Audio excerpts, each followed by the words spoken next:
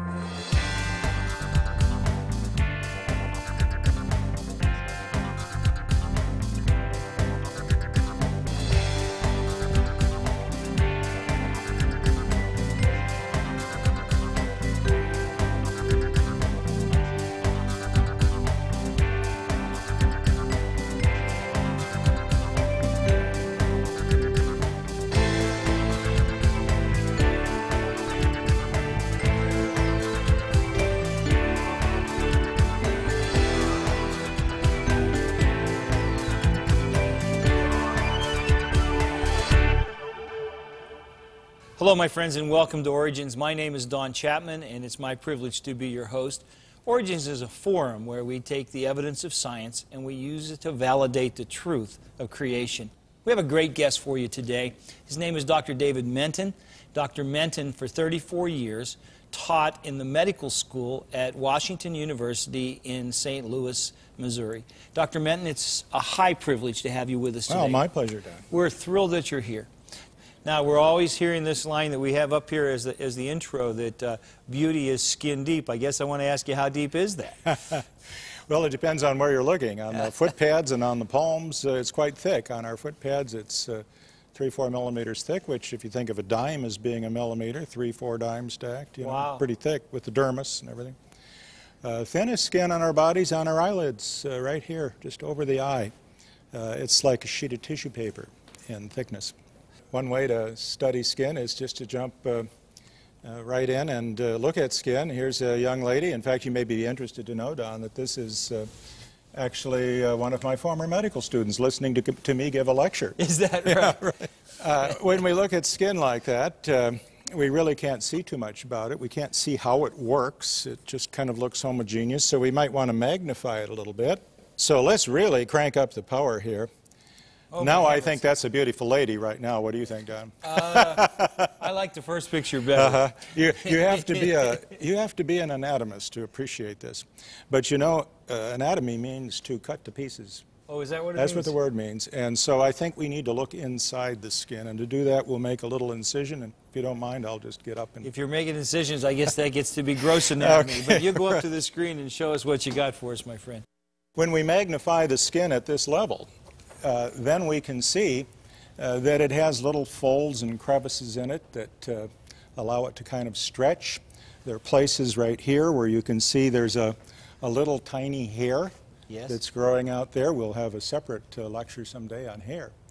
But these little folds and crevices are all over the surface of the skin, and what we need to do is to make an incision right there. If you can't stand the sight of blood, Don, you might want to look the other way, because here goes the cut. Right in. This is a cross section. And in this cross section, up here at the top is the dead layer of the skin, the stratum corneum, the surface of our body.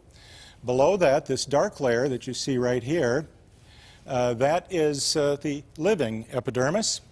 And from that level all the way down, that's called the dermis. That would be like the leather. If you look at the leather of a wallet, that's the dermis of a cow. Okay. Now, we can magnify. Let's begin magnifying the dermis itself. We take an area such as you see in the box there, actually a little smaller, and we blow that up and look at that in the scanning electron microscope, and it's sort of like looking at a straw pile. The interesting thing here is that those fibers just aren't willy-nilly. They are woven. So, and then in between these fibers, there is liquid. And this liquid is not like water. If it were, we'd gurgle when we walked. It's more like a gel. Okay. Now we're going to really crank up the power. This is a scanning electron microscope that looks in 3D. And to see the weave that we have here, let's go up a little higher power yet and look in a transmission electron microscope. And notice here that the little tiny fibers that make up the dermis, the connective tissue of the skin, here they are coming at you. So you just see dots, because all those fibers are coming at you. Up here they're going crossways. So you see them like that. Here they're going crossways. Some places they're going kind of at an angle over here. And this whole thing is just woven. In fact, our body is woven together, all of the organ capsules, the dermis, and what have you. And this weave is something we really haven't begun to really understand. Our skin is stretchy, isn't it? When you're younger, it's even more stretchy than when you get older. But to be stretchy, remember, the fibers that make up the dermis, which is most of the thickness of the skin, are less elastic than steel. Really? And are considerably stronger than steel. Stronger than steel. And less elastic, and yet that's what makes stretchy skin. Now, how is it possible for something to stretch and still be made, it's like being made out of chainmail, except we're stretchy? You're going to have to explain that to us. It's the weaving. You know, the Bible says that the Lord weaves us together in our mother's womb. It uses that, knits and weaves, and here we can see it. And the weaving is complex beyond anything we can imagine. Let's just take a peek at that. Various laboratories, particularly in the leather industry, have tried to do some weaving to see just what kind of a weave pattern would account for what we see in the skin, and nobody's quite been able to come up with it. You think of a double knit fabric in these elastic suits and what have you. That requires a certain weave to produce that stretchiness, whereas it's a different weave in a web belt or in a conveyor belt that has no stretch at all. And so some areas of our body, the weave is designed not to stretch. In other areas, it's designed to stretch. Some years ago, a German scientist, many years ago actually, took a deceased individual, a cadaver if you will, and punched holes all over in the body, and he noticed that when he punched the hole with something like an ice pick, when he took the pick out, the hole wasn't a round hole, it became a slit. And you could sort of take the long axis of these slits and draw lines, and you notice that the lines follow particular patterns on the body. These are called Longer's lines. Plastic surgeons take advantage of that. And so that represents sort of the warp and woof of the fabric of our body. Well, here it is, Psalm 139. For you formed my inward parts, you wove me in my mother's womb. I will give thanks to you, for I am fearfully and wonderfully made. Wonderful are your works, and my soul knows it very well. I always think that it might read, wonderful are your works, and that's like a no-brainer. Yeah. There's two kinds of skin in our body. There's thin skin and thick skin. Most of it is thin. That's what you have on your trunk of your body, on your arms. The thick skin is just on the palms and the soles and is designed to resist the wear and tear that those surfaces get. Here we can see thin skin. It has thin epidermis. It's been sort of peeled off like might happen in a blister. And the dermis is pretty thin as well.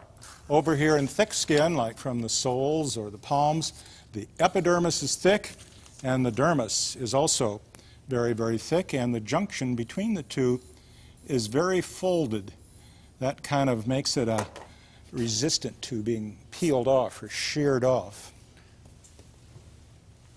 This is the way it looks in the flesh. If we make a section through the fingertip, you can see the fingerprints here. See the little ridges? That's where the ink goes for a fingerprint. And the dermo-epidermal junction's kind of folded.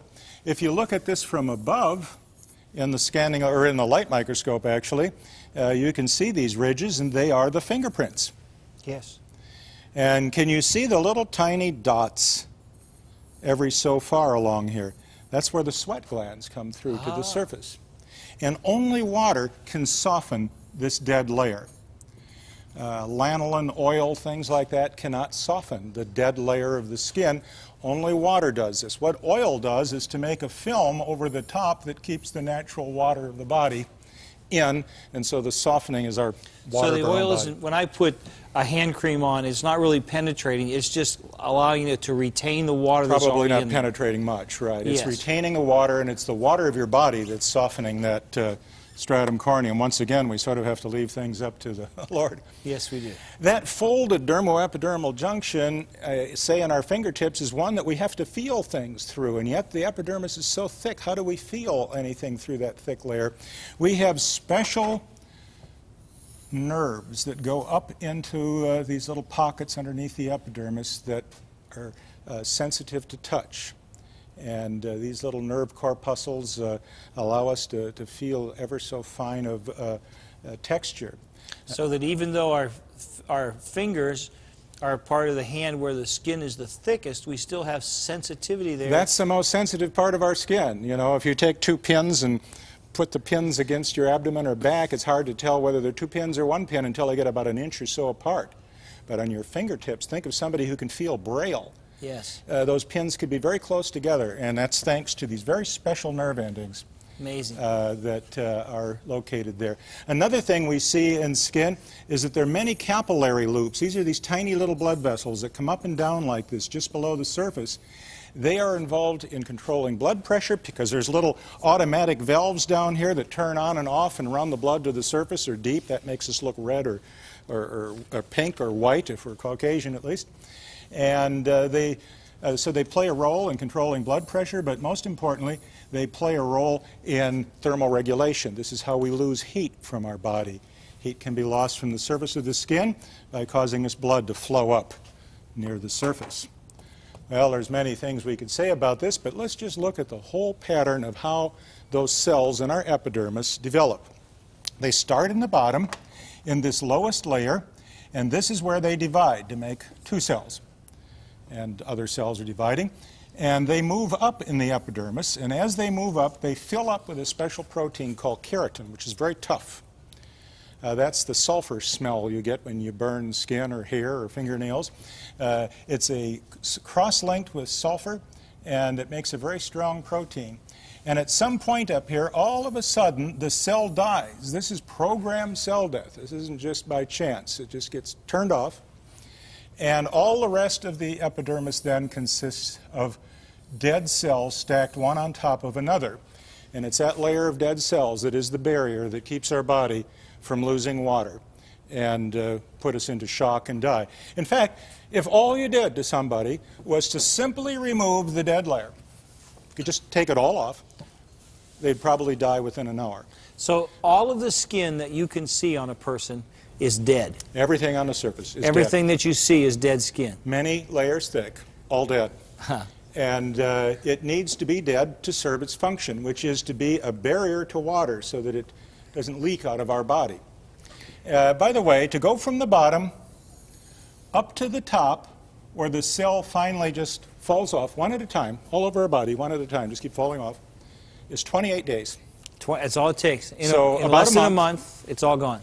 Each month, we're completely turning over the whole surface layer of our body. I'm a new man every month on the outside. Absolutely. Every month, completely amazing. new, which if you think about it, our skin doesn't get any older then, does it? Although it does change with time. It's amazing. Let's look at what these cells in the epidermis might look like as they're filling up with keratin. They become quite large. Look how big this cell is here. It's nice and big and round. This is the nucleus in here that has all the genetic material. The keratin is all over out in this area. And the thing that's interesting is if you look really carefully, right between these two lines, let's say here, you can see what looks like a zipper in here. Yeah. And this is where one cell of the epidermis is locked into another. It's rather like buttons here on the coat. There are about 200 of these buttons per cell that button it to every other cell so that they don't come apart. They're buttoned together. In addition to that, there's a special glue in there, an adhesive that holds it together. And yet, these buttons and that adhesive has to release at just the right time so that the cells can fall off the surface every 28 days to get to the top, each cell layer is going to fall off. If it didn't, we'd get thicker and thicker. And So, if they fell off 1% too quickly, it would take no time at all. You wouldn't have a dead layer, and you'd be dead. 1%, it has that kind of, it's Right. that precise. If it were 1% If it falling fell off faster than yeah. they were being produced, then within a matter of months, you would have no stratum corneum, and that would be fatal. Isn't that amazing? So, and yet, if it was made to adhere longer, we would just get so thick looked like that an alligator. we couldn't move. Yeah. thicker and thicker. That's See, amazing. this is what the dead layer looks like. We have come up to the surface here, and this cell right here is a dead cell, whereas the cell below it down here is a living cell. Okay. And so we go from living to dead, just bang. Something just shuts off the life of this cell. Here's the nucleus just breaking down. You can see there's just a kind of a flat little structure. And then up here we see no more nuclei anymore. And these dead cells are all attached to one another by little interlocking mechanisms that hold them together. And this forms a barrier to water loss. And without this barrier, as I say, we die probably within an hour just from shock, from loss of water. Serious burn patients, this is a problem, losing the service. We got to take a break right now, but don't you go away, and don't you go away, because we're going to come back and there's still a lot more for us to learn. And I want you to share in this great knowledge about our creation, the human body, and about our great Creator. So we'll be back in a minute. Creation versus evolution. You weigh the evidence. Man's framework, an engineering marvel. The 206 bones in the human skeletal system are an engineering marvel. It is a rigid support for the body's organs and tissues, serving as a shield for the brain, lungs, heart, and spinal cord. Engineers are developing lightweight structural materials, but have yet to devise a substance that grows constantly, lubricates itself, requires no shutdown time, and repairs itself routinely. Is man's framework a product of random chance processes or the creation of a grand designer?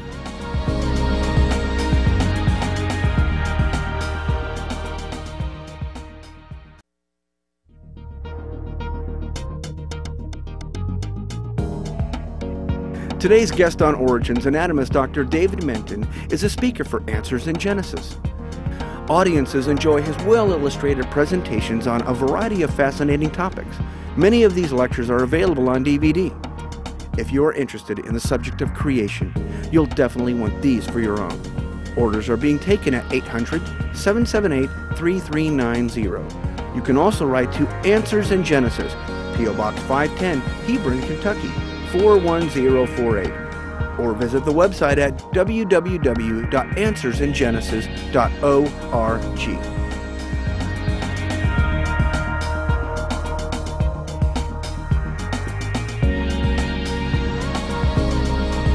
Welcome back to Origins. I'm here with Dr. David Menton, and we're talking about skin and how intricately God has made our skin. Dr. Menton, we talk about thick skin and thin skin. I used to think thin skin's what my parishioners had and thick skin's what I had, but we all have some thick skin and some thin skin. Is that right? Yes, they serve two different functions. For example, this is a cross-section through just the epidermis of our thick skin that you would have on your foot pad or on your fingers.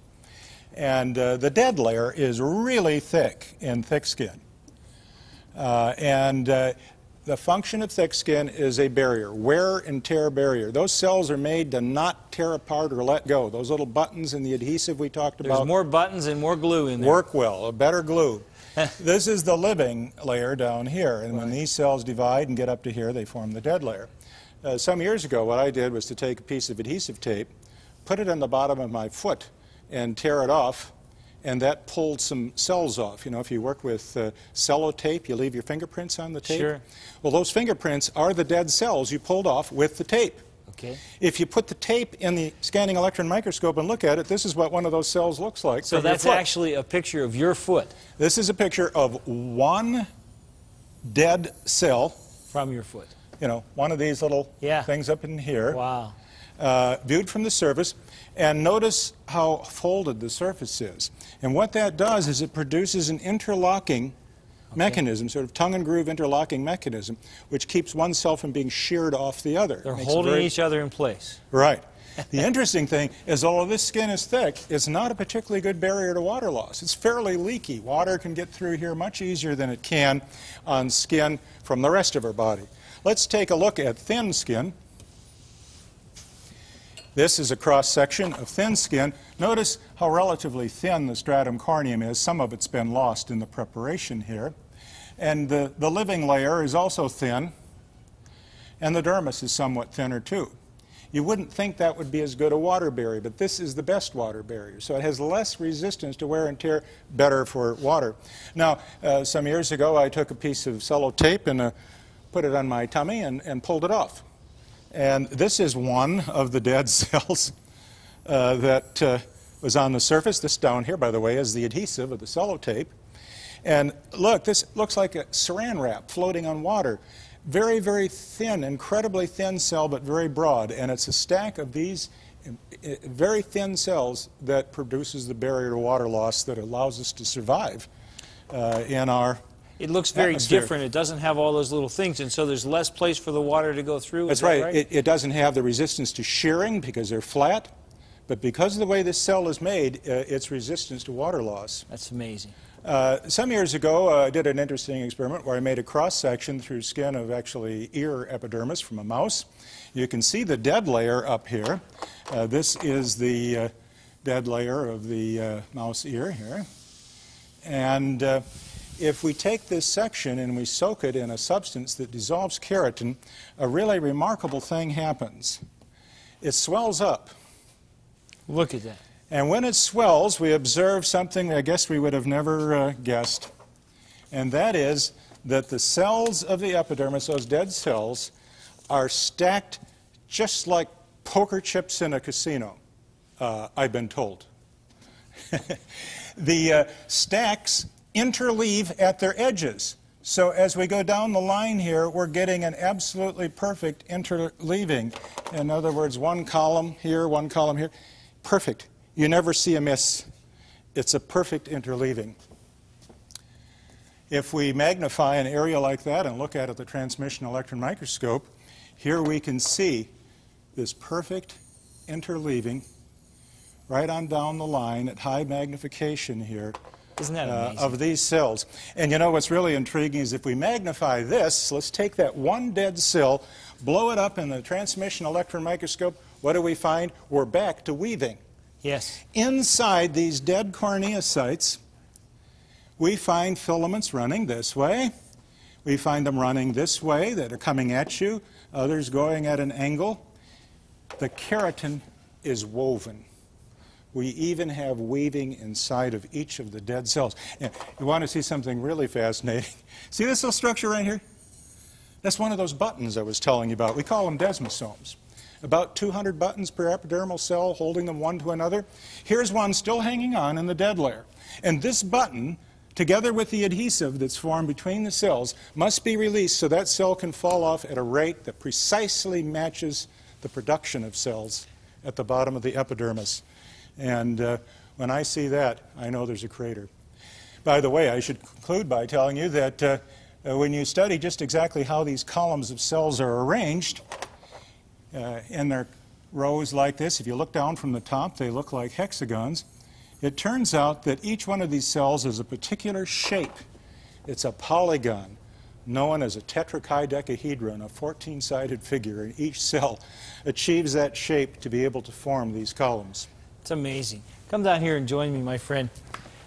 I'm just fascinated by the skin. The outer layer is dead, but it's an organ. The skin is an organ, but it holds my body together and holds the water in. Even when it's dead, it's a functioning organ. Is that right? Yes, it wouldn't be functional if it were alive. Isn't that amazing? In fact, this is one of the problems in psoriasis. The layer does not die and form a proper dead cell. It still retains some incompletely dead cells, and the skin leaks water. And here's a case where our ability to survive in the environment that we live in, even to survive for 1 hour, requires this exotic structure we've just discussed, requires this careful control of cell turnover, requires this special glue, these special buttons, this special keratin, with this marvelous resistance to being penetrated by water except in small quantities. And to me, that is just the handiwork of a designer and creator. You know, you used that word special several times. You're a special gift to the church for us to be able to see these things that we wouldn't know. You know, it's God's view that He created you, and that should be your worldview too. So until next time, I hope you'll appreciate the greatness of our Creator. God bless you.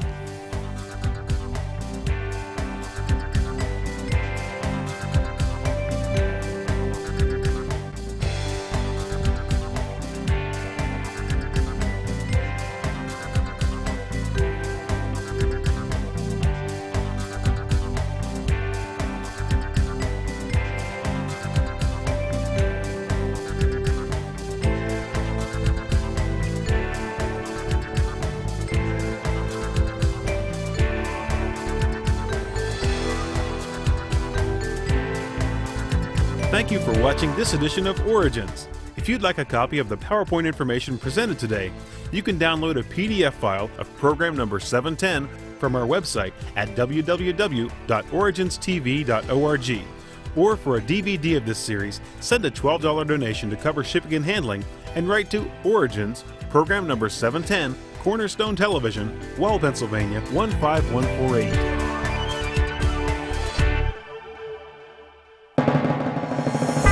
Origins is made possible by the faithful prayers and the financial support of you, our Cornerstone Television family.